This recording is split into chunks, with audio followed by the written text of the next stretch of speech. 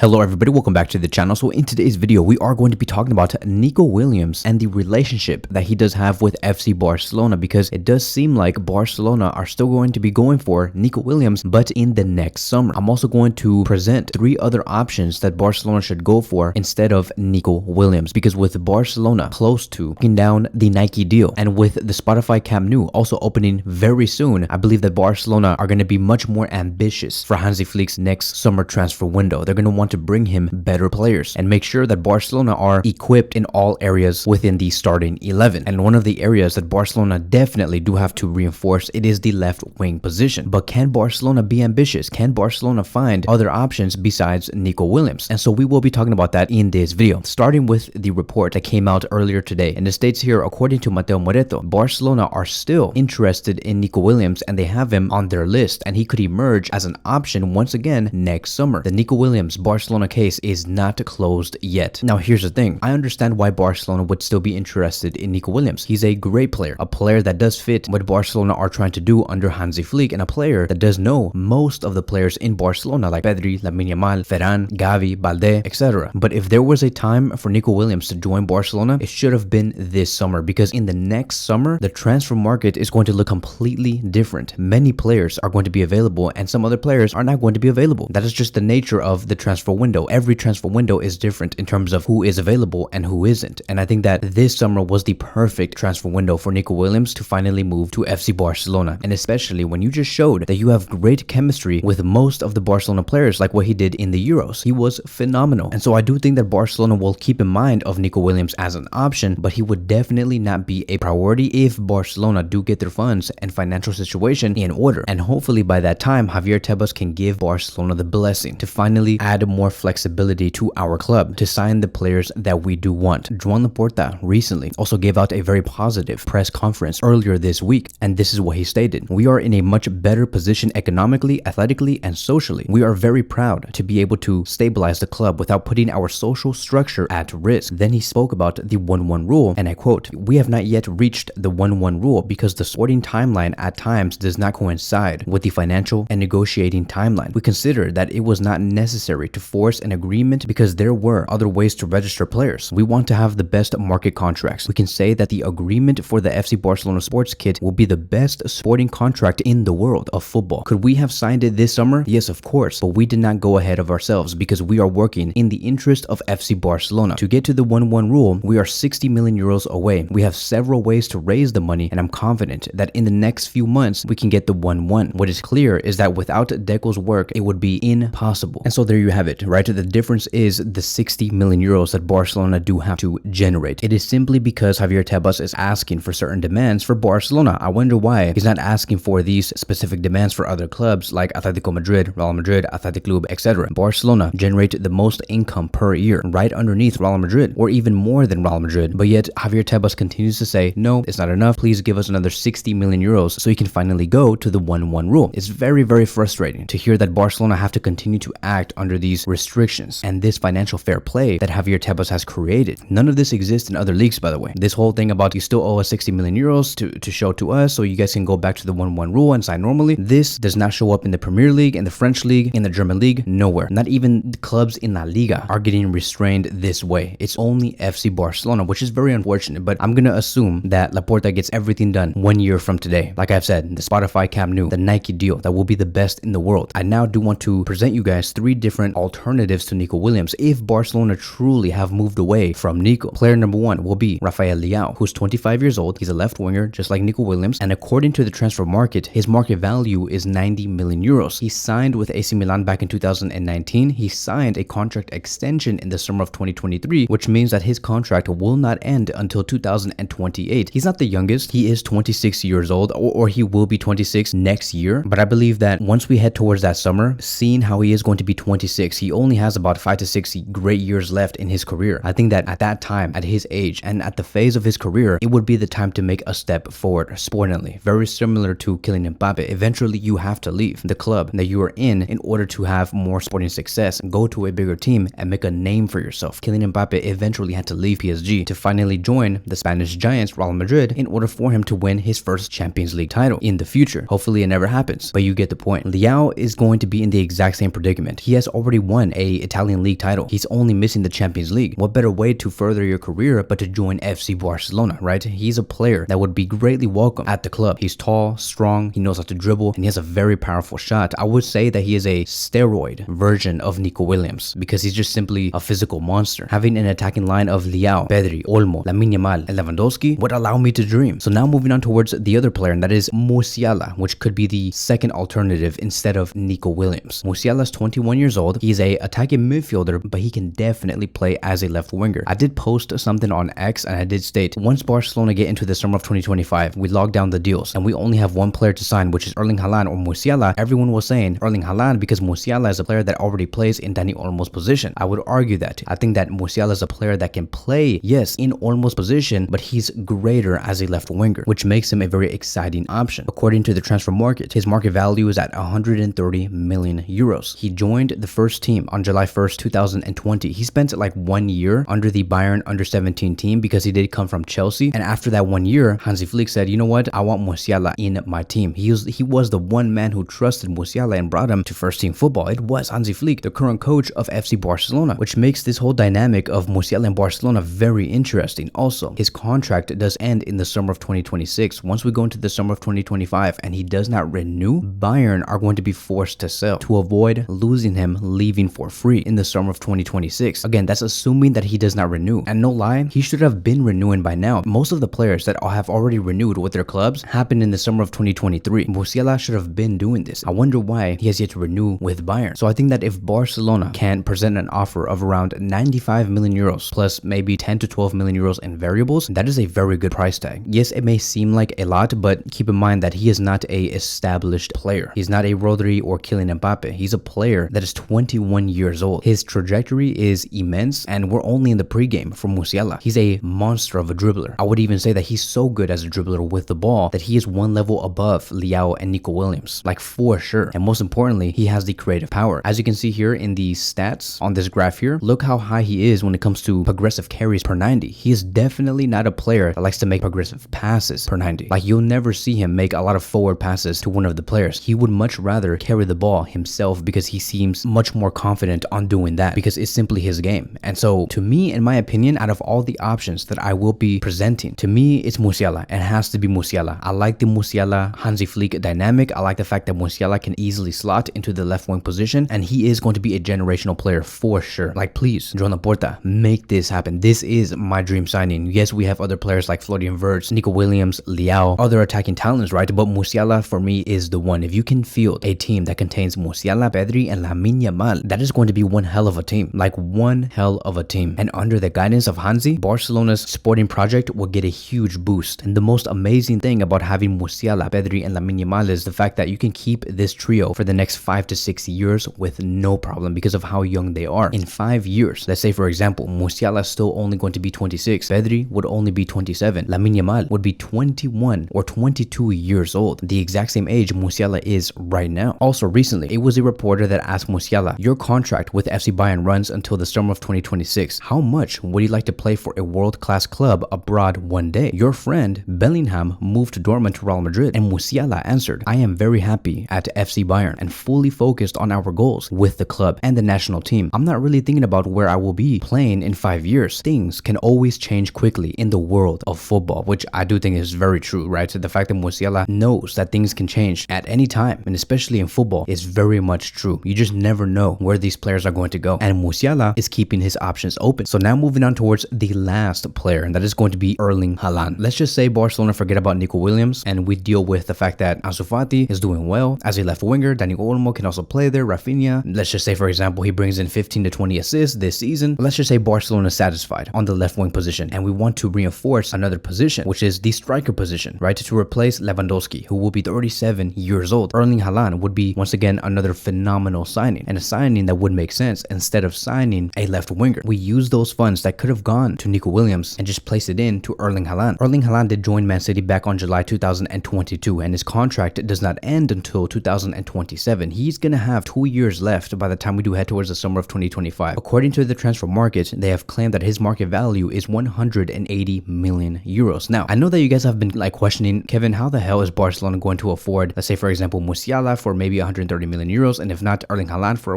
180 million euros. How is Barcelona ever going to spend this amount of money? Well, here's the thing. First of all, I would like to say I'm sorry that I have not explained this clearly on this YouTube channel, and I want to explain it now. So here's the thing. The market value and the transfer fee are two very different things. There are two concepts that are very important in the world of football, but two very different things. Just because you see the market value at a certain price does not mean that is their transfer fee. If Barcelona ever do embrace that player, the market value is an estimate of a player's worth based on various factors like their age, performance, potential, the contract length, the market demand. Market values are often determined by like many clubs, the analysis, third-party platforms like transfer markets, like what I'm using right now. It basically represents what a player is considered to be worth in the market at that time. Now, when it comes to the transfer fee, this is going to be the amount that is paid actually by one of the clubs. The transfer fee can be influenced by the negotiations between the two parties, right? The two clubs. Also, the player's contract situation, the urgency of the buying club, and the competition from other clubs. It might be higher, it might be lower. Let's just say, for example, Erling Haaland says, I only want to go to Barcelona, I want to leave this summer, please do not negotiate with anybody else. Then Man City would be at the will of Barcelona. Barcelona can negotiate a lower price tag because Erling Haaland only wants FC Barcelona. So that's basically how it works. It is always flexible. You can negotiate a different price tag with no problem. I think that knowing that his market value is at 180 million euros, if Barcelona can propose 95 to 100 million euros for this player, it is very much achievable. Also, the father of Erling Haaland, before they moved to Man City back in 2022, did state that he would like for his son to play in other countries like Spain, Italy, etc. He also said that his son can play for a maximum of 3 to 4 different clubs in his career because he wants his son to have a very diverse experience across Europe's best competitions. And so looking at his goals, you can see that, you know, he's very much a monster. Like, he is having so much success at Man City, winning the Champions League, winning the Premier League in his first season, 53 matches played in his first season, 52 goals and 9 assists. In his second season with Man City, 45 matches played, 38 goals and 6 assists. The reason why you see less games here is because he encountered a serious injury at that time. And then in this season, he's just bossing it, right? He has 7 goals in 4 games. Recently just scored a hat-trick, by the way. So the only problem that I can see with this operation, if Barcelona truly are going to be interested in Haaland, is the fact that, you know, Haaland says, I'm happy, I'm content with my future at Man City. I want to stay here past Pep Guardiola's era at this club. I don't care if Pep Guardiola leaves. I want to be at City. If that ends up being the attitude of Erling Haaland, then no problem. Barcelona should just move forward from there because most likely we'll see Erling Haaland renew with Man City in the summer of 2025. And by that point, if the renewal does take place, then don't expect for Barcelona to make any moves. It just wouldn't make any sense. And so that is it. That is going to be wrapping up today's video. Thank you guys so much for watching, and I will see you guys in the next one.